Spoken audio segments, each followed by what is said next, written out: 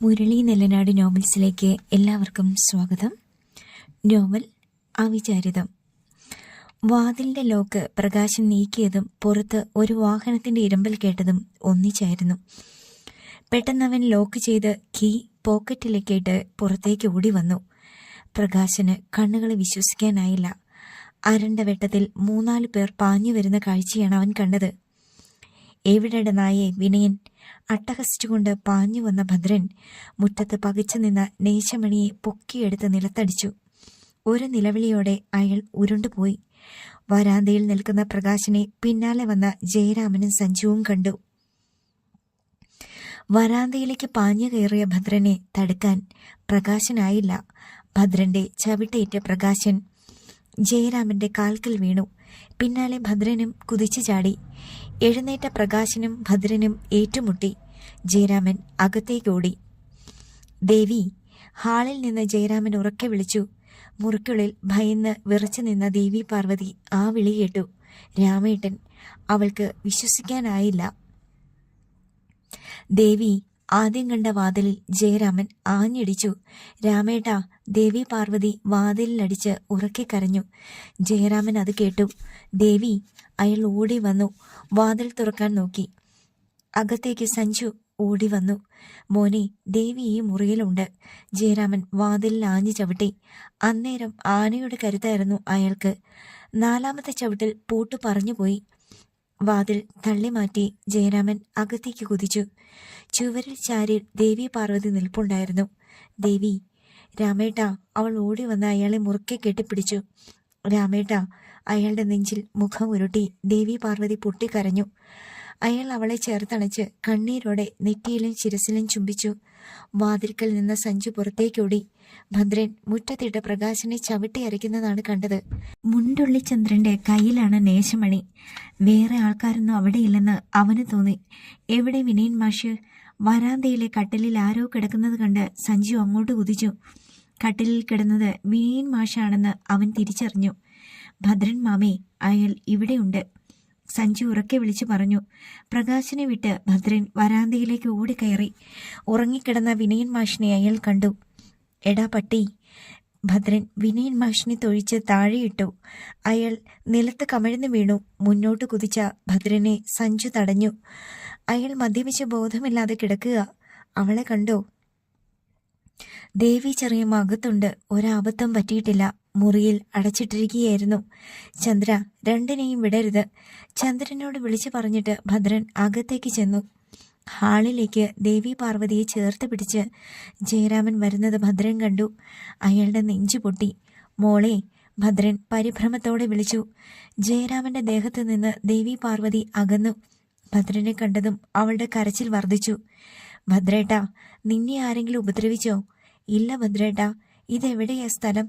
കോയമ്പത്തൂരിനടുത്ത ഒരു farm house. വിനയന്റെ കൂട്ടുകാരൻ്റെതാ, Jayaraman പറഞ്ഞു. വാതിൽക്കൽ നിൽക്കുന്ന സഞ്ജുവിനെ ദേവി പാർവതി കണ്ടു. അയാൾ ഇവിടെ? അയാൾ കുടിച്ച് ലെക്കുകെട്ട് വരാന്തയിൽ കിടപ്പുണ്ട്. സഞ്ജു ആണ് പറഞ്ഞത്. ഇനി ഇവിടെ നിൽക്കണ്ട, നടക്ക്. ജയരാമൻ ധൃതി വെച്ചു. എല്ലാവരും വരാന്തയിൽ വന്നു. മുറ്റത്ത് പ്രകാശിന്റെ മുതുകിൽ ചവിട്ടി ചന്ദ്രൻ നിൽപ്പുണ്ട്.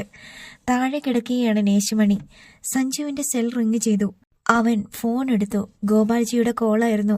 അച്ഛാ, ദേവി ചെറിയമ്മയെ കണ്ടുപിടിച്ചു. ഒരപകടവും പറ്റിയിട്ടില്ല. ഇവിടെ 2 കാവൽക്കാരും വിനയൻ മാഷും മാത്രമേ ഉണ്ടായിരുന്നുള്ളൂ. അയാൾക്ക് ബോധമില്ലാതെ കിടക്കുക. ഞങ്ങൾ വന്നതൊന്നും അറിഞ്ഞിട്ടില്ല. കാവൽക്കാരെ ഭദ്രൻ മാമ പഞ്ഞിക്കിട്ടു. ഇനി എവിടെ നിൽക്കരുത്. സുഗതന്റെ പണിക്കാരൊക്കെ ചുറ്റുവട്ടത്തുണ്ടാവും. വേഗം സ്ഥലം വിടാൻ നോക്ക്. ഞങ്ങൾ പുറപ്പെട്ടു കഴിഞ്ഞു. സഞ്ജു മുറ്റത്തേക്ക് ചാടി. ഗേറ്റ് തുറന്നിട്ട ശേഷം അവൻ കാർ അകത്തേക്ക് കൊണ്ടുവന്നു. അവളെ കൊണ്ടുവാ. ഭദ്രൻ മുറ്റത്തിറങ്ങി. ദേവി വാ. ജയരാമൻ അവളുടെ കൈ പിടിച്ച് മുറ്റത്തിറക്കി. ദേവി പാർവതിയെ കാറിന്റെ പിൻസീറ്റിൽ കൊണ്ടിരുത്തി ഡോർ അടച്ചിട്ട് ജയരാമൻ ഒറ്റയാനെ പോലെ നിന്ന ഭദ്രന്റെ അടുത്ത് വന്നു.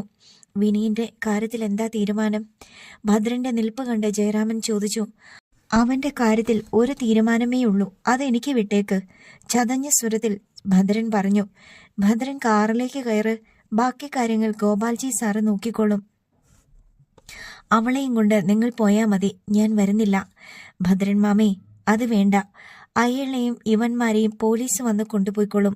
നമ്മൾ കൈയും കാലും കൂട്ടിക്കെട്ടിയിട്ടാ മതി. ഈ പരിസരത്ത് ഫാമിലെ ജോലിക്കാരുണ്ട്. നമ്മൾ രക്ഷപ്പെടുന്നത് നല്ലത്. റിസ്ക് വേണ്ട ഭദ്രമാമേ, നമുക്ക് പരിചയമില്ലാത്ത സ്ഥലമാ. ഭദ്രൻ ചെന്ന് കാറിന്റെ ഡോർ തുറന്നു. നീ ഇങ്ങോട്ട് ഇറങ്ങി വാ, ദേവി പാർവതിയോട് ഭദ്രൻ പറഞ്ഞു. ദേവി പാർവതി ഇറങ്ങി വന്നു. ഭദ്രൻ അവളുടെയും ജയരാമന്റെയും കൈകൾ പിടിച്ചു. എന്റെ പെങ്ങളെ ഞാൻ നിന്റെ കയ്യിലോട്ട് ഏൽപ്പിക്കുക, നിന്റെ പെണ്ണായിട്ട്. ജയരാമന്റെ കയ്യിലേക്ക് ഭദ്രൻ ദേവി പാർവതിയുടെ കൈ വെച്ചു കൊടുത്തു. ദേവി പാർവതി പകച്ചു നിന്നു. ഇവളെ വീട്ടിൽ കൊണ്ടുവിട്ട് നീ നിന്റെ വീട്ടിലേക്ക് പോവുകയല്ല വേണ്ടത്. നീ ഈ നിമിഷം മുതൽ എവിടെയുണ്ടോ അവിടെ അവളും ഉണ്ടാവണം. ഭദ്രേട്ടൻ എന്തിനുള്ള ഒരുക്കമാ? വിതുമ്പിപ്പൊട്ടി ദേവി പാർവതി വിളിച്ചു. ഭദ്രൻ അവളെ കാറിലേക്ക് തള്ളിക്കയറ്റി. കയറ് ജയരാമ. ജയരാമനെയും അയാൾ ബലം പ്രയോഗിച്ച് കൂടെ കയറ്റി ഡോർ അടച്ചു. എന്താ ഭദ്രൻ മാമയുടെ ഉദ്ദേശ്യം? അയാളെ കൊല്ലാനാണോ? ഒരാളെ നമ്മൾ കൊല്ലാൻ തീരുമാനിച്ചതുകൊണ്ട് കാര്യമില്ല മോനെ. അവന് മരിക്കാനും ഒരു സമയമുണ്ട്. പിന്നെന്തിനു ഉത്കണ്ഠപ്പെടണം? അവനെ വിളിച്ചുണർത്തി എനിക്ക് ചില കാര്യങ്ങൾ സംസാരിക്കണം. എന്റെ കൈകൊണ്ട് തീരാനാ അവന്റെ തലവരെയെങ്കിൽ അങ്ങനെ ആവട്ടെ. അവൻ ജയിലിലേക്കാണെങ്കിൽ അതുപോലെ നടക്കും. ഭദ്രന്റെ വാക്കുകൾ ജയരാമൻ കേട്ടു. നേരം വെളുക്കുന്നതിന് മുമ്പ് ദേവിയെ രക്ഷപ്പെടുത്തിയ വിവരം നിങ്ങൾ പോലീസിൽ അറിയിക്കരുത്. അറിയിക്കുന്നത് നാളെ രാവിലെ 8 മണി കഴിഞ്ഞിട്ട് മതി. അതുവരെ ഞാനും അവനും ഈ കിടക്കുന്നവന്മാരും ഇവിടെ തന്നെ ഉണ്ടാകും. നിന്റെ അച്ഛനെ വിളിച്ച് പ്രത്യേകം പറഞ്ഞേക്ക്. സമയമാവുമ്പോൾ ഗോപാൽജി സാറിനെ ഞാൻ വിളിക്കും. വിനയൻ മാഷിനെ അയാൾ കൊല്ലുമെന്ന് സഞ്ജുവിന് ഉറപ്പായി. പോയിക്കോ, പോടാ. ഭദ്രൻ സഞ്ജുവിനെ കാറിനടുത്തേക്ക് തള്ളിക്കൊണ്ടുപോയി. ചന്ദ്ര, വന്ന് കേറ്. ഭദ്ര, ജയരാമൻ കാറിലിരുന്ന് വിളിച്ചു. പോയി ജീവിക്കടാ, പോ, ഭദ്രൻ വരും. ചന്ദ്രേട്ടൻ വണ്ടിയിൽ കയറ്. ചന്ദ്രനോട് പറഞ്ഞിട്ട് സഞ്ജു ഡ്രൈവിംഗ് സീറ്റിൽ കയറി. ചന്ദ്രൻ മുന്നിൽ കയറി. സഞ്ജു കാർ സ്റ്റാർട്ട് ചെയ്തു. മോനെ ഭദ്രേട്ടൻ, നമ്മൾ എന്തൊക്കെ പറഞ്ഞാലും ഭദ്രമാമ വരില്ല. ചെറിയമ്മേ, നമ്മൾ ഇവിടെ നിന്ന് പുറത്തു കിടക്കാനാ നോക്കേണ്ടത്, അല്ലെങ്കിൽ നമ്മൾ കൊടുങ്ങും. സഞ്ജു വണ്ടി മുന്നോട്ടെടുത്തു. കാറിന്റെ പിന്നിലെ ചുവന്ന പ്രകാശവും കണ്ണിൽ നിന്ന് മറയുന്നതുവരെ ഭദ്രൻ അവിടെ നിന്നു. വെള്ളം. പ്രകാശന്റെ ഞരക്കം കേട്ടു. നിനക്ക് ഞാൻ വെള്ളം തരാമെടാ. ഭദ്രൻ ചുറ്റുപാടുമൊന്ന് നടന്നു നോക്കി. വേലി കെട്ടാൻ ഉപയോഗിക്കുന്ന കയർ ഒരു ഭാഗത്ത് കിടപ്പുണ്ടായിരുന്നു.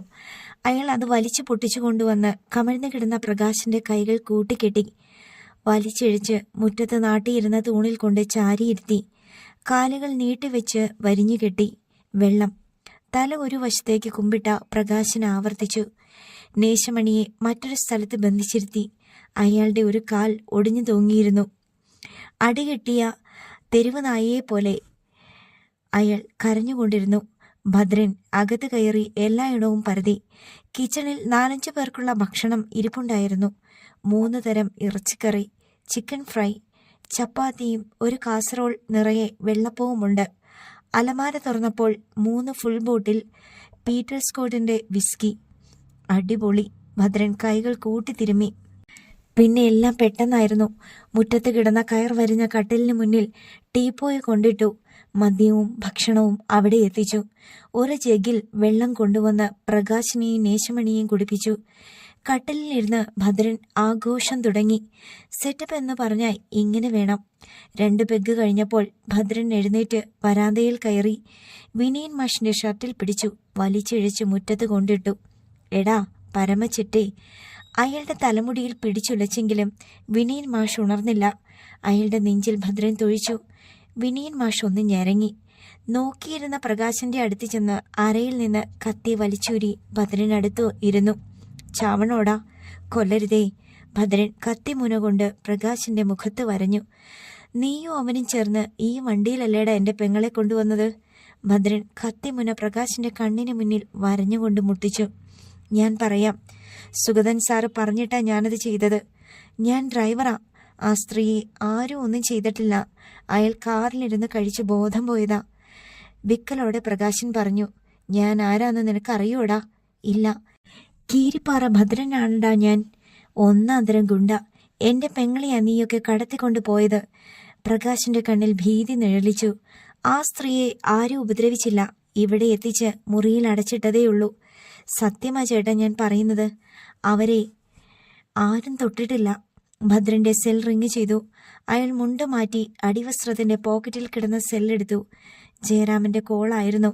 നിങ്ങൾ എവിടെ എത്തി? ചുള്ളിമട കഴിഞ്ഞു. നീ അവനെ തീർത്തോടാ. ഭദ്രൻ ചെന്ന് കത്തി ടീപ്പോയിൽ വെച്ചിട്ട് അടുത്ത പെഗൊഴിച്ചു.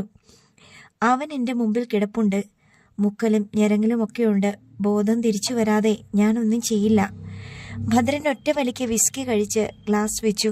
ഒരപ്പം എടുത്ത് ചിക്കൻ കറിയിൽ പൊതിഞ്ഞെടുത്ത് വായിലേക്ക് തള്ളിക്കയറ്റി ചവച്ചു. ഭദ്ര, നിന്നോട് വരാനാ ദേവി പറയുന്നത്. എടാ ജയരാമ, ഞാനിവിടെ ഇരുന്ന് അപ്പവും ചിക്കനും കൂട്ടി പീറ്റർ സ്കോട്ട് അടിക്കുക. നീ അവളെയും കൊണ്ട് വീട്ടിലേക്ക് പോടാ. ഭദ്രൻ കോൾ കട്ട് ചെയ്ത് ഫോൺ താഴെ വെച്ചു. അവർ നാട്ടിലെത്തിയടാ. പ്രകാശനോട് ഭദ്രൻ പറഞ്ഞു. എന്നെ കൊല്ലല്ലേ ചേട്ടാ, നിങ്ങൾ പറയുന്നത് എന്തും ഞാൻ ചെയ്യാം. പ്രകാശൻ കിഞ്ചി കരഞ്ഞു. എന്താടാ നിന്റെ പേര്? പ്രകാശൻ. നിന്നെയും ആ അടിമ പാണ്ഡ്യയെയും ഞാൻ കൊല്ലില്ലടാ. ഭദ്രൻ കുടിക്കുകയും അതിനനുസരിച്ച് കഴിക്കുകയും ചെയ്തു. നിന്നെയും പാണ്ഡ്യയെയും ഞാൻ പോലീസിന് വിട്ടുകൊടുക്കും. നിന്റെ മുതലാളിയുടെ പേര് നീ പറയില്ലടാ. പറയാം. ഈ കാർ അയാളുടേതല്ലേ? അതെ. ഇവനെ ഞാൻ കൊല്ലും. അതെങ്ങനെയാ ചെയ്യാൻ പോകുന്നതെന്ന് നീയും ഈ പാണ്ഡ്യയും നേരിൽ കാണണം. അതെല്ലാം നീ പോലീസിൽ പറയുകയും വേണം. നീയും പാണ്ഡ്യത്തവളയുമാ സാക്ഷികൾ. ഒരു ഫുൾ മുക്കാൽ ഭാഗമാക്കിയിട്ട് ഭദ്രൻ എഴുന്നേറ്റു. ഭദ്രൻ അകത്തേക്ക് പോയി ഒരു ബക്കറ്റിൽ വെള്ളം കൊണ്ടുവന്നു. അത് അയാൾ വിനയൻ മാഷിന്റെ തലയിലേക്ക് ഒഴിച്ചു. കാലുകൊണ്ട് ചവിട്ടി ഉലച്ചു. വിനയൻ മാഷ് എഴുന്നേറ്റിരുന്നു. അയാൾക്ക് സ്ഥലകാല ബോധമൊന്നും ഉണ്ടായില്ല. കൈകൾ പിന്നിൽ കുത്തിയിരുന്ന അയാളുടെ തലയിലേക്ക് ബാക്കി വന്ന വെള്ളം ഭദ്രൻ ഒഴിച്ചിട്ട് ബക്കറ്റ് വലിച്ചെറിഞ്ഞു. വിനയൻ മാഷ് മുഖം വടിച്ചു. ഞാൻ എവിടെയാ? അയാൾ മുന്നിൽ നിന്ന ഭദ്രനെ മലർന്നു നോക്കി. ഇരുട്ടിൽ മുഖം വ്യക്തമായില്ല. ലൈറ്റിന്റെ ഭാഗത്താണ് ഭദ്രൻ നിന്നത്. വിനയൻ മാഷിന്റെ ഓർമ്മകളിലേക്ക് കഴിഞ്ഞുപോയ സംഭവങ്ങൾ മിന്നിമറിഞ്ഞു.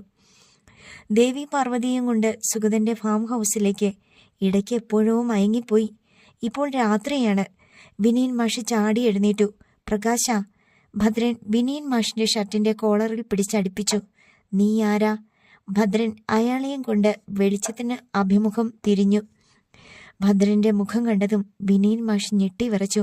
ഭദ്രൻ. അതേടാ, ഭദ്രൻ തന്നെയാ. കീരിപ്പാറ ഭദ്രൻ. ഞാൻ എവിടെയാ? വിനയൻ മാഷിന്റെ കോളറിൽ പിടിച്ച് ഭദ്രൻ അയാളെ കറക്കി കാണിച്ചു. കണ്ടില്ലേടാ, നീ എൻ്റെ പെങ്ങളെയും കൊണ്ടുവന്ന കാറാ ഇത്. നോക്ക്, നിന്റെ കൂടെ വന്നവനാ കയ്യും കാലും ഒടിഞ്ഞ് ആ കിടക്കുന്നത്. ഇത് നിന്റെ സുഗതന്റെ ഫാം ഹൗസ് തന്നെയാണെടാ. തൂണിൽ ചേർത്ത് ബന്ധിച്ചു വെച്ചിരുന്ന പ്രകാശനെ അയാൾ കണ്ടു.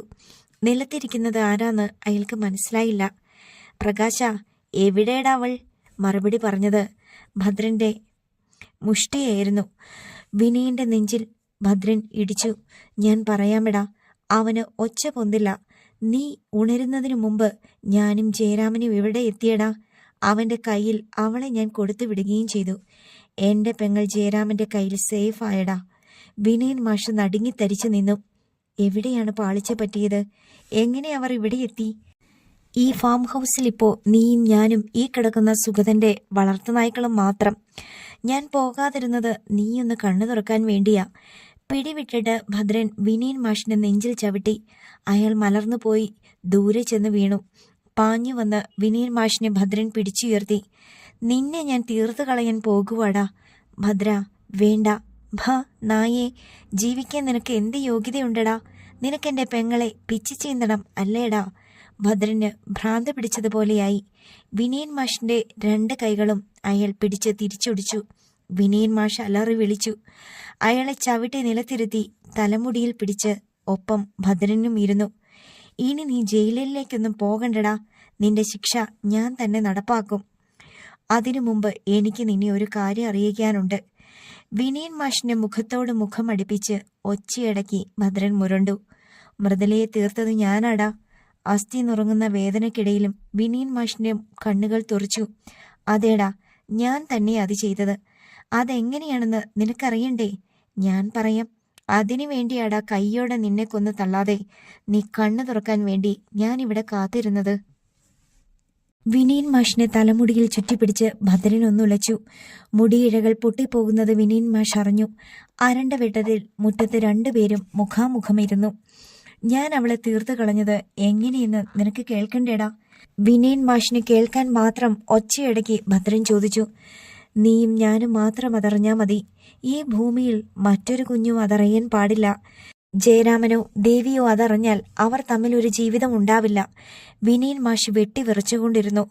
അന്ന് രാത്രി അവളെ കൊന്നുകളയുമെന്ന ഒച്ചയുയർത്തി നീ പുറത്തു വന്നിരുന്നു. പിന്നാമ്പുറത്ത് നിന്ന് ഞാൻ പൂമുഖത്തിന്റെ അരികിൽ വന്നപ്പോൾ നീ മദ്യപിക്കുന്നതാ കണ്ടത്. ഞാനവിടെ കാത്തു നിന്നു. ഞാൻ പ്രതീക്ഷിച്ചത് തന്നെ സംഭവിച്ചു.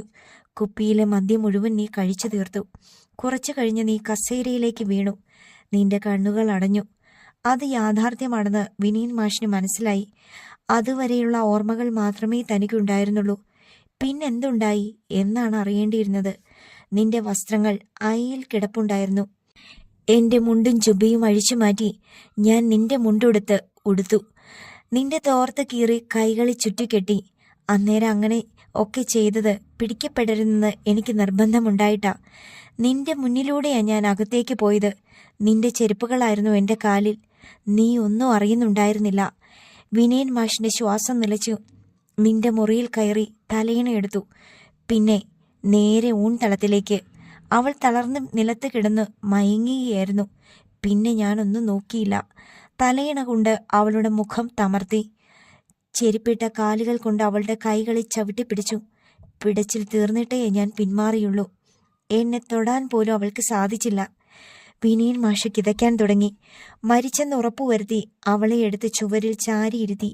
തലയണ നിന്റെ മടിയിൽ കൊണ്ടുവച്ചു. ചെരുപ്പഴിച്ചിട്ട് ഞാൻ പുറത്തു കടന്നു. നിന്റെ വസ്ത്രങ്ങൾ കല്ലിൽ കെട്ടി കിണറ്റിലെറിഞ്ഞു. അത് കിണറ്റിൽ കിടപ്പുണ്ട്. കുളിമുറിയിൽ കയറി സോപ്പ് തേച്ച് നന്നായിട്ടൊന്ന് കുളിച്ചിട്ടാ ഞാൻ പോയത്.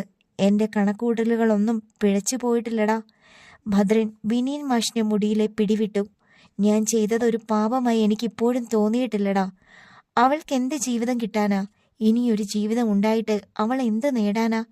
അവൾ പോവില്ലെന്ന് ഉറപ്പിച്ച് തന്നെയാ വന്നത്. നിന്റെ കൂടെ ജീവിക്കാനല്ല, നിന്നോട് പക വീട്ടാണ് അവൾ വന്നത്. അവൾ പോകാതിരുന്നാൽ നീ അവിടെ നിന്ന് മുങ്ങും. നിന്റെ വീട്ടിൽ തന്നെ അവൾ കെട്ടി തൂങ്ങിയേനെ. അവളെ സംരക്ഷിക്കാനുള്ള തൻ്റെ ഇടം നിനക്കില്ലെന്ന് എനിക്കറിയാമിടാ.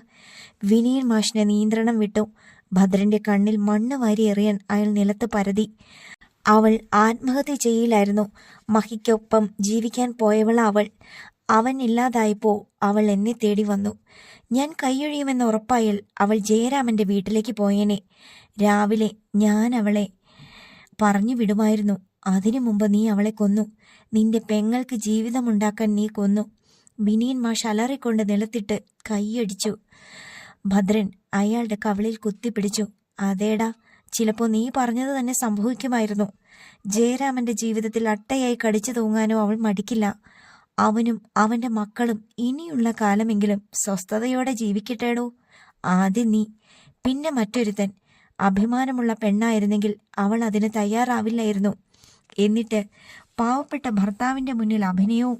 സ്വന്തം ഭർത്താവിനെ കൊല്ലാൻ വരെ കാമുകന്റെ ഒപ്പം കൂട്ടുനിന്നവൾ. മരണത്തിൽ കവിഞ്ഞ് അവൾക്ക് ഒരു ശിക്ഷയും ഇല്ലടാ. അത് ഞാൻ കൊടുത്തു. എല്ലാത്തിനും കാരണക്കാരനായ നിന്റെ തലയിൽ ഞാനത് കെട്ടിവെച്ചു. ഭദ്രൻ അയാളെ പിന്നോട്ട് തള്ളി. നിന്നെപ്പോലെ അന്യന്റെ പെണ്ണിൽ കണ്ണുവെച്ച് നടക്കുന്നവരാടാ 100-90 പുരുഷന്മാരും.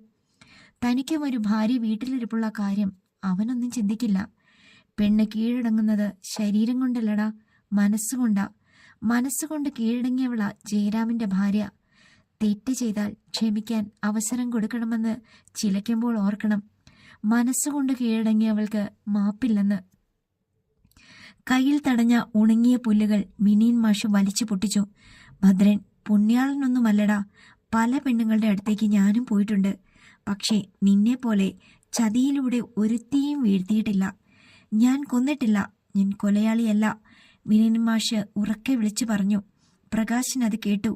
ഭദ്രൻ അയാളുടെ കഴുത്തിൽ പിടിച്ചടിപ്പിച്ചു. അതേടാ, നീ ആരെയും കൊന്നിട്ടില്ല. മൃദുലയെ കൊന്നത് നീയല്ല, ഞാൻ തന്നെയാ. ചെയ്യാത്ത കുറ്റത്തിന് നീ ശിക്ഷ അനുഭവിക്കാൻ പാടില്ല. നിന്നെ ആ കുറ്റത്തിൽ നിന്ന് രക്ഷിക്കാൻ എനിക്കേ കഴിയൂ. ഞാനത് ചെയ്യും. ഭദ്രൻ ഇളിച്ചു കാണിച്ചു. അരണ്ട വെട്ടത്തിൽ ഭദ്രന്റെ ചിരി കൊലച്ചിരി പോലെ വിനയൻ മാഷിന് തോന്നി. രക്ഷപ്പെടണം. ഇവന്റെ കയ്യിൽ നിന്ന് രക്ഷപ്പെട്ടേ പറ്റൂ.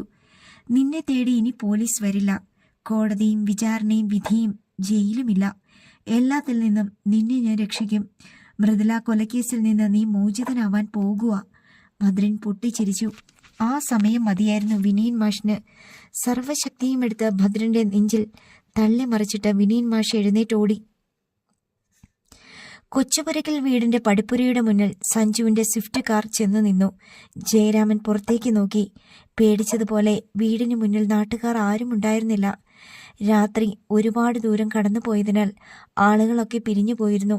ജയരാമൻ ആശ്വാസമായി തോന്നി. ഗോപാൽജിയുടെ കാർ കുറച്ചകലെ പാർക്ക് ചെയ്തിട്ടുണ്ടായിരുന്നു. ആ നല്ല മനസ്സിന് ജയരാമൻ മനസ്സിൽ നന്ദി പറഞ്ഞു. ജയരാമൻ ഡോർ തുറന്നിറങ്ങി. ഇറങ്ങി വാ, വീടെത്തി. ദേവി പാർവതിയോട് അയാൾ പറഞ്ഞു. വിതുമ്പി പൊട്ടി ദേവി പാർവതി കാറിൽ നിന്നിറങ്ങി. സഞ്ജുവും ഇറങ്ങി വന്നു. വാ. അയാൾ അവളുടെ ചുമലിൽ പിടിച്ച് പടിപ്പുരയിലേക്ക് നടന്നു. എവിടെയെങ്കിലും മുഖമൊളിച്ചാൽ മതിയെന്നായി അവൾക്ക്. ഇങ്ങനെയൊരു അപമാനം ഇനി ജീവിതത്തിൽ വരാനില്ല. മുറ്റത്തേക്ക് ഗോപാൽജിയും ഇന്ദിരാദേവിയും അമൃതയും ചാരുതയും എത്തിയിരുന്നു. ദേവി പാർവതി അകത്തേക്ക് കയറിയതും കുട്ടികൾ കരഞ്ഞുകൊണ്ട് ഓടിവന്ന് അവളെ കെട്ടിപ്പിടിച്ചു. അതൊരു കൂട്ടക്കരച്ചിലായി. ചെറിയമ്മേ, അമൃത കരച്ചിലോടെ വിളിച്ചു. അവരെ ചേർത്ത് പിടിച്ചു. ദേവി പാർവതി വിതുമ്പി കരഞ്ഞു. എനിക്കിനി മരിച്ചാ മതി മക്കളെ. നിങ്ങൾ അവളെ അകത്തേക്ക് കൊണ്ടുപോ, അമ്മ കാത്തിരിക്കുക, ഗോപാൽജി പറഞ്ഞു. കുട്ടികൾ ദേവി പാർവതിയെ അകത്തേക്ക് കൊണ്ടുപോയി. മുറിയിൽ അയൽ വീട്ടിലെ ഏതാനും സ്ത്രീകൾ ഭാരതിയമ്മയുടെ അരികിലുണ്ടായിരുന്നു. വന്നോ, എൻ്റെ കുട്ടി വന്നോ? ഭാരതിയമ്മ എഴുന്നേറ്റിരുന്ന് ചുറ്റും നോക്കി. അമ്മേ. മുറിയിലേക്ക് കരഞ്ഞുകൊണ്ട് ദേവി പാർവതി ഓടി വന്നു. എൻ്റെ മോളെ. കൈകൾ നീട്ടി ഭാരതിയമ്മ അലമുറയിട്ട് കരഞ്ഞു. ദേവി പാർവതി ഓടിച്ചെന്ന് അവരെ കെട്ടിപ്പിടിച്ചു. പൊട്ടിക്കരഞ്ഞു. അവളുടെ ശിരസിൽ അവർ ചുംബിച്ചു. അമ്മേ, നിങ്ങളെല്ലാം ഇങ്ങ് പോന്നേക്ക്. ദേവി അമ്മയോട് സംസാരിക്കട്ടെ, വാതിൽക്കൽ നിന്ന് ഇന്ദിരാദേവി പറഞ്ഞു. അമൃതയും ചാരുതയും മറ്റ് സ്ത്രീകളും പുറത്തേക്ക് പോയി. എന്തെങ്കിലും പറ്റിയോ എൻ്റെ കുട്ടിക്ക്? അവളുടെ മുഖം പിടിച്ച് കരച്ചിലോടെ അവർ ചോദിച്ചു. എന്നെ അയാൾ നശിപ്പിക്കും മുമ്പ് ഭദ്രേട്ടനും രാമേട്ടനും അവിടെ എത്തി. എങ്കിലും അമ്മേ. പൂർത്തിയാക്കാനാവാതെ ഉറക്കെ കരഞ്ഞ് ഭാരതി അമ്മയുടെ തോളിലേക്ക് ദേവി പാർവതി ചാഞ്ഞു. ചാരുപടിയിൽ ജയരാമൻ വന്നിരുന്നു. അച്ഛൻ വിവരം പോലീസിൽ അറിയിച്ചോ? അറിയിക്കരുതെന്ന് നിങ്ങൾ വിളിച്ചു പറഞ്ഞാൽ എന്തു ചെയ്യും ജയരാമ? അവൾ വീട്ടിലെത്തിയ നിലയ്ക്ക് വിവരം നമ്മൾ പോലീസിൽ അറിയിക്കാതിരിക്കുന്നത് ശരിയായ കാര്യമല്ല. അവർ ദേവിയെ തിരഞ്ഞുകൊണ്ടിരിക്കുക, ഗോപാൽജി ഓർമ്മിപ്പിച്ചു. ഭദ്രൻ മാമ അയാളെ കൊല്ലും. അയാൾക്ക് ബോധം വീഴാൻ കാത്തിരിക്കുക. അവന്റെ ഭ്രാന്തിന് നമ്മൾ കൂട്ടുനിൽക്കരുത്. അവനെ വെട്ടിച്ച് വിനീൻ പോവും. ഇതിനകം ആ വക്കീൽ വഴിയോ സുബ്രഹ്മണ്യൻ വഴിയോ സുഗതൻ വിവരം അറിഞ്ഞിട്ടുണ്ടാവും. പോലീസിനോട് നമ്മൾ സമാധാനം പറയേണ്ടി വരും. ഞാനിതിന് കൂട്ടുനിൽക്കില്ല. ഗോപാൽജിയെ മുന്നറിയിപ്പ് കൊടുത്തു. അച്ഛൻ പറയുന്നത് ശരിയാണ്. അച്ഛൻ CIയെ വിളിച്ച് വിവരം പറ. ഞങ്ങൾ തിരിച്ചെത്തിയെന്ന് പറയരുത്. ചെറിയമ്മയെ കണ്ടുപിടിച്ചു വരാനുള്ള ഒരുക്കത്തിലാന്ന് പറഞ്ഞാൽ മതി. അല്ലെങ്കിൽ ഇത്രയും നേരമായിട്ടും അറിയിക്കാത്തതിന് പഴി കേൾക്കേണ്ടി വരും. സഞ്ജു അനുകൂലിച്ചു. സമയം എന്തായി? ജയരാമൻ ചോദിച്ചു. 4:30 മണി കഴിഞ്ഞു കാണും. പോലീസ് അവിടെ എത്തുമ്പോൾ നേരം പുലരും, സഞ്ജു പറഞ്ഞു. ഗോപാൽജി സെല്ലെടുത്തു. CI സലീം കാസിമിന്റെ നമ്പറിലേക്ക് അയാൾ വിളിച്ചു. റിങ് ചെയ്ത ഉടൻ CIയുടെ സ്വരം വന്നു. സാറേ, ഞാൻ ഗോപാൽജിയാ. പറയണം സർ. ദേവിയെ കണ്ടു കിട്ടിയതായി ഇപ്പോൾ ജയരാമൻ എന്നെ വിളിച്ചു പറഞ്ഞു. അവളെയും കൊണ്ട് അവിടെ നിന്നവർ തിരിച്ചിട്ടുണ്ട്. വിനയൻ അവളെ എവിടേക്കാ കൊണ്ടുപോയത്? കോയമ്പത്തൂരിനടുത്ത് എട്ടിമടയിലുള്ള ഒരു ഫാം ഹൗസിൽ അവൾ ഉണ്ടായിരുന്നു. മിഥുല സുഗതന്റേതാണ് ഫാം ഹൗസ്. വിനയനെ കിട്ടിയോ? വിനയനും വേറെ 2 ജോലിക്കാരും അവിടെയുണ്ട്. അവരെ പോലീസിൽ ഏൽപ്പിക്കാനായി കീരിപ്പാറ ഭദ്രൻ അവിടെ കാവൽ നിൽക്കുക. അവൾ അവിടെയുണ്ടെന്ന് ജയരാമൻ എങ്ങനെ അറിഞ്ഞു? അത് ഞങ്ങളെ അറിയിക്കേണ്ടതല്ലേ? വിനയനെ ജാമ്യത്തിൽ ഇറക്കിയത് മിഥുല സുഗതന്റെ ബിനാമിയാണെന്ന സംശയം വെച്ച് ജയരാമനും ഭദ്രനും അങ്ങോട്ട് പോയതാ. അവരുടെ കണക്കുകൂട്ടൽ തെറ്റിയില്ല. ഈ സംശയമൊക്കെ പോലീസിൽ പറയാൻ പറ്റുമോ സാറേ? സുഗതനാണ് നിസ്സാരക്കാരനാണോ? സുഗതന്റെ വണ്ടിയും ഡ്രൈവറും അവിടുത്തെ ജോലിക്കാരനും വിനയനും ഇപ്പോൾ അവിടെയുണ്ട്. എല്ലാത്തിനും ഒത്താശ ചെയ്തു കൊടുത്ത സുഗതൻ രക്ഷപ്പെടരുത്. ജയരാമൻ തിരിച്ചവിടെ എത്തി. ചുള്ളിമട കഴിഞ്ഞിട്ട് എന്നെ വിളിച്ചത്. ഭദ്രനെ അനുനയിപ്പിച്ചു കൊണ്ടുവരാനുള്ള ശ്രമമൊന്നും നടന്നില്ലത്രേ. വിനയൻ രക്ഷപ്പെടുമെന്ന് കരുതി അവൻ കാവൽ നിൽക്കുവാന്നാ ജയരാമൻ പറഞ്ഞത്. എവിടെയാ സ്ഥലം? കൃത്യമായ സ്ഥലമൊന്നും ജയരാമനും അറിയില്ല. കോയമ്പത്തൂരുള്ള ഒരു പരിചയക്കാരനാ ജയരാമനെയും ഭദ്രനെയും അവിടെ എത്തിച്ചത്. വിൻഡോ മോർലി എന്നോ മറ്റോ ആണ് ഫാം ഹൗസിന്റെ പേര്. ദേവി ടീച്ചറെ അയാൾ ഉപദ്രവിച്ചോ? ഇല്ല. അവിടെ എത്തിയപ്പോഴേക്കും വിനയൻ മദ്യപിച്ച് ലക്ക് കിട്ടിയിരുന്നു. അവർ ചെല്ലുമ്പോൾ അയാൾ വരാന്തയിൽ ബോധമില്ലാതെ കിടക്കുകയായിരുന്നു. അവളെ കൊണ്ടുപോയ വിവരം വിനയൻ അറിഞ്ഞിട്ടില്ല. ശരി, നിങ്ങൾ വെച്ചോ, ഞാൻ വിളിക്കാം. ശരി സർ. ഗോപാൽജി ചെവിയിൽ നിന്ന് ഫോൺ മാറ്റി. ഇനി പോലീസ് നോക്കിക്കോളും. ഒരു ഗ്ലാസ്സിൽ കട്ടൻ ചായയുമായി അമൃത പൂമുഖത്തേക്ക് വന്നു. ജയരാമൻ ചാരുപടിയിൽ കിടക്കുകയാണ്. ഗോപാൽജിയും സഞ്ജുവും പോയ ശേഷം അയാൾ ഒന്ന് മയങ്ങാൻ കിടന്നതായിരുന്നു. അച്ഛാ, അവൾ അയാളെ തട്ടിയുണർത്തി. ജയരാമൻ എഴുന്നേറ്റിരുന്നു. ദേവി എഴുന്നേറ്റോ? ഇല്ല. പാവം, ആ ഷോക്കിൽ നിന്ന് മോചനം നേടാൻ ചെറിയമ്മയ്ക്ക് കഴിയുമെന്ന സംശയമുണ്ട്. അവൾ ഗ്ലാസ് അയാളുടെ കയ്യിൽ കൊടുത്തു. ഇനി ജോലിക്ക് പോകാൻ പറ്റില്ല. എങ്ങനെ പുറത്തിറങ്ങി നടക്കും? അതിനു മാത്രം മനക്കെട്ടിയൊന്നും ചെറിയമ്മയ്ക്കില്ല. അവൾക്കൊന്നും സംഭവിച്ചിട്ടില്ല. നിങ്ങൾ അതൊക്കെ പറഞ്ഞ് അവൾക്ക് ധൈര്യം കൊടുക്കണം. അയാൾ കട്ടൻ ചായ കുടിച്ചു. ഞങ്ങൾ എന്ത് ധൈര്യമാണ് ചെറിയമ്മയ്ക്ക് കൊടുക്കേണ്ടത്? 1-2 ദിവസം കൊണ്ട് തീർന്നു പോകുന്നതാണോ ഈ അപവാദം? ഇത്രയും കാലം തുളസിക്കതിരിന്റെ പരിശുദ്ധിയോടെ ജീവിച്ചവളാ. ഒരാപത്ത് പറ്റാതെ നമുക്ക് അവളെ തിരിച്ചു കൊണ്ടുവരാൻ കഴിഞ്ഞതല്ലേ മോളെ? ഭാഗ്യം. അത് വേണം നീ അവളോട് പറയാൻ. നിനക്കതിന് കഴിയും. ഇനി അടുത്ത കാലത്തൊന്നും സ്കൂളിൽ പോകണ്ടല്ലോ. ഭദ്രൻ മാമിയെ അച്ഛനൊന്ന് വിളിക്ക്. എന്താ അവിടെ സംഭവിച്ചതെന്നൊന്നും അറിയില്ല. പോലീസ് ഇതിനകം അവിടെ എത്തിയിട്ടുണ്ടാകും. വിനയൻ എന്ത് സംഭവിച്ചു എന്നേ ഇനി അറിയേണ്ടതുള്ളൂ. എനിക്ക് തോന്നുന്നത് വിനയനെ കൊന്നിട്ട് ഭദ്രൻ കടന്നു കളയുമെന്നാ. അയാളെ കൊല്ലുക തന്നെ വേണം. അതിന് ഭദ്രൻ മാമയ്ക്കേ കഴിയൂ. അമൃത നേരെ ദേവി പാർവതിയുടെ മുറിയിലേക്ക് ചെന്നു. അവളെ കണ്ടതും ദേവി പാർവതി കരയാൻ തുടങ്ങി. ഞാനിനി ജീവിച്ചിരുന്നിട്ട് എന്ത് കാര്യമാ മോളെ ഉള്ളത്? എനിക്കിനി പുറത്തിറങ്ങാൻ പറ്റുമോ?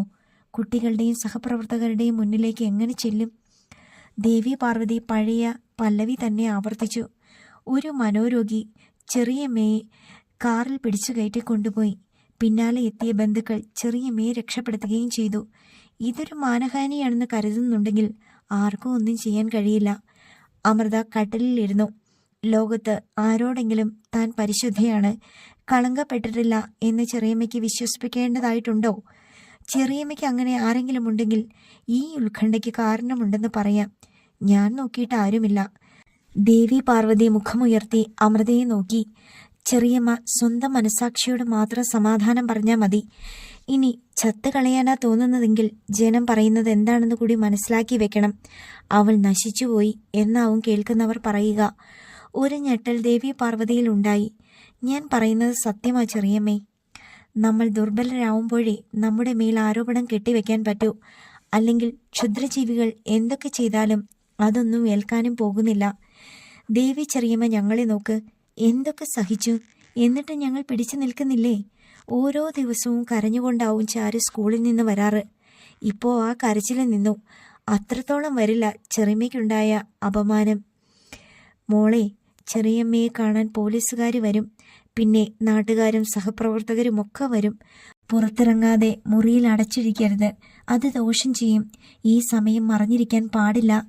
ദൈവാധീനം കൊണ്ട് മാത്രമാണ് രക്ഷപ്പെട്ടത് എന്ന് വേണം എല്ലാവരോടും പറയാൻ. ചെറിയമ്മയെ നേരിൽ കണ്ടാലേ അവർക്ക് വിശ്വാസം വരൂ. അവരുടെയൊക്കെ മനസ്സിൽ അരുതാത്ത ചിന്തകൾ ഉള്ളതെങ്കിൽ അത് മാറ്റിയെടുക്കണം.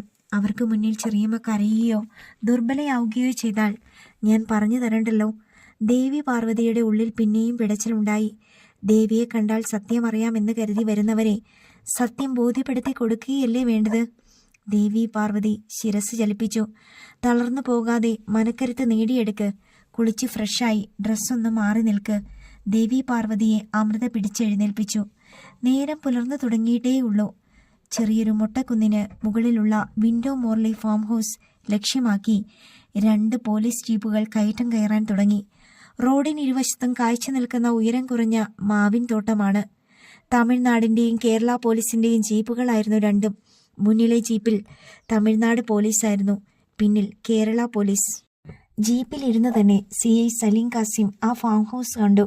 ഷീറ്റിട്ട് വെട്ടുകല്ലിൽ പണിത കെട്ടിടമായിരുന്നു അത്. പുറം കാഴ്ചയിൽ നല്ല ഭംഗിയുണ്ടായിരുന്നു.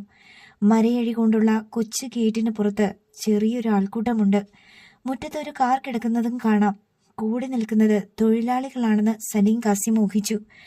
കയറ്റം കയറി നിന്ന പോലീസ് ജീപ്പുകൾ ഫാം ഹൗസിന്റെ മുറ്റത്ത് നിന്നു. പോലീസുകാർ 2 വണ്ടികളിൽ നിന്നും ചാടിയിറങ്ങി. തൊഴിലാളികൾ ഭയന്നു മാറി. മുറ്റത്തേക്ക് കയറി വന്ന സലീം കാസിം ആ കാഴ്ച കണ്ടു. രണ്ടുപേരെ മുറ്റത്ത് കൈകാലുകൾ കെട്ടിയിട്ടിരിക്കുന്നു. കാഴ്ചയിൽ മൃതപ്രായരായിരിക്കുന്നു. നീര് വന്ന് വിങ്ങിയ മുഖങ്ങൾ, ഒടിഞ്ഞു തൂങ്ങിയ ശിരസ്. പീറ്റർ സ്കോട്ടിന്റെ ഒരു കുപ്പിയും പകുതി നിറച്ച ഗ്ലാസുമായി ചിരിയോടെ ഭദ്രൻ വരാന്തയിലേക്ക് വന്നു. കുളി കഴിഞ്ഞ് നനഞ്ഞ ഡ്രസ് പോലും അയാൾ മാറ്റിയിട്ടില്ല. തലയിലൂടെ വെള്ളം ഒലിച്ചിറങ്ങുന്നുണ്ട്. ആ, സാറിങ്ങോടി പാഞ്ഞെത്തിയോ? ഭദ്രൻ ഒറ്റ വലിക്ക് മദ്യം വലിച്ച് കുടിച്ചിട്ട് ഗ്ലാസും ഒഴിഞ്ഞ കുപ്പിയും മുറ്റത്തേക്കിട്ടു. നിലത്ത് വീണ് അത് ഒച്ചയോടെ പൊട്ടി. എവിടെയടാ വിനിയൻ? സലീം കാസിം ഒച്ചയെടുത്തു. കാറി തുപ്പിയിട്ട് ഭദ്രൻ മുറ്റത്തിറങ്ങി സലീം കാസിമിന്റെ അടുത്തേക്ക് ചെന്നു. മുഖത്തേക്ക് ഒലിച്ചിറങ്ങിയ വെള്ളം വടിച്ചെറിഞ്ഞു. അവൻ പോയി സാറേ. ഭദ്രൻ ചിരിച്ചു. പോയെന്നോ? സലീം കാസിം ചീറിയെടുത്തു. സാറിന്റെ പറച്ചിൽ കേട്ടാ തോന്നും സാർ അയാളെ എന്റെ കയ്യിൽ ഏൽപ്പിച്ചതാന്ന്. അകത്തേക്ക് കയറി നോക്ക്, സലീം കാസിം പോലീസുകാരോട് പറഞ്ഞു. അവർ അകത്തേക്ക് ഓടിക്കയറി. ഭദ്ര, കളിക്കല്ലേ, അവനെ വിട്ടു തരുന്നതാ നല്ലത്. ഇതെങ്ങനെ കളിയാവും സാറേ? പെങ്ങളുടെ ദേഹത്തൊരുത്തൻ കൈവച്ച സാറാണെങ്കിൽ എന്തു ചെയ്യും? അവന്റെ കൈ എടുക്കും സാറേ. അവൾ സാറിന്റെ സ്വന്തം പെങ്ങളാണെങ്കിൽ അവളെ ബലമായി പിടിച്ചു കയറ്റി അന്യ സംസ്ഥാനത്ത് ഇതുപോലൊരു സ്ഥലത്ത് കൊണ്ടുപോയാലോ? ഒരാങ്ങളെയും പോലീസുകാരെ വിളിച്ചു വരുത്തി അവനെ കൈമാറില്ല. കൊണ്ടുപോയി മാതൃകാപരമായി ശിക്ഷിക്കാൻ പറയാനുള്ള മനസ്സൊന്നും ഭദ്രനില്ല. അക്കാര്യത്തിൽ കോടതിയും നിയമവും ഒക്കെ ഞാൻ തന്നെയേ സാറേ. അവനുള്ള ശിക്ഷ അരമണിക്കൂർ മുമ്പ് ഞാനങ്ങ് നടപ്പാക്കി. അത് കഴിഞ്ഞൊന്ന് കുളിച്ച സമയമേ ആയിട്ടുള്ളൂ. ഭദ്രൻ ഫാം ഹൗസിന്റെ പടിഞ്ഞാറേ മുറ്റത്തേക്ക് വിരൽ ചൂണ്ടി. ദേ നോക്ക്. ചാഞ്ഞു നിന്ന മാവിന്റെ ശിഖരത്തിൽ കെട്ടിയ കയറിൽ വിനിയൻ മാഷ് കൈകൾ താഴ്ത്തി തല ഒരു വശത്തേക്ക് ചെരിച്ച് കാറ്റിൽ നിന്നാടുന്നുണ്ടായിരുന്നു. അവന് ഞാൻ വിധിച്ചത് വധശിക്ഷയാ. വെളുപ്പിന് അവനെ ഞാൻ കഴിവേറ്റി. അടുത്ത ഭാഗം നാളെ.